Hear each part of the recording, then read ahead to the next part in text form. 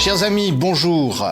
Nous continuons à explorer la manière dont le nouveau ministre de l'Éducation nationale, Madame Belloubet, se débat avec les sujets que lui a laissé Gabriel Attal, qu'elle a hérité de ses prédécesseurs.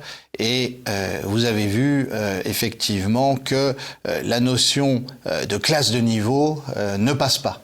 Elle ne passe pas auprès des enseignants, elle ne passe pas non plus vraiment auprès des familles, elle suscite une forte angoisse.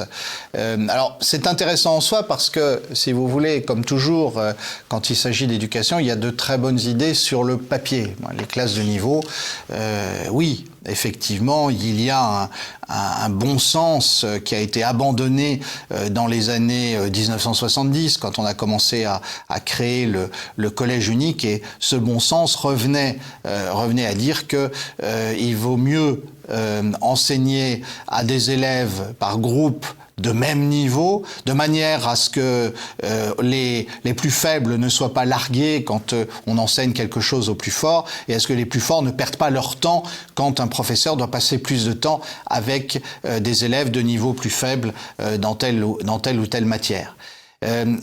Malheureusement, on a eu une massification mal gérée de l'enseignement primaire et secondaire. On a eu des réformes de programmes à n'en plus finir, avec des tas d'expérimentations pédagogiques. Ces expérimentations pédagogiques, d'ailleurs, qui se sont réalisées au détriment des plus faibles. Et on est aujourd'hui dans une situation où on se demande comment avancer.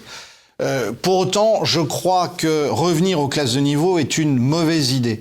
C'est une mauvaise idée d'abord parce que je ne suis pas sûr que le niveau des meilleurs soit toujours ce qu'il doit être. On le voit d'ailleurs quand on arrive au niveau gouvernemental, les fautes de français, l'expression mal choisie, la langue de bois, tout ça montre que on n'a pas vraiment réussi la formation des élites.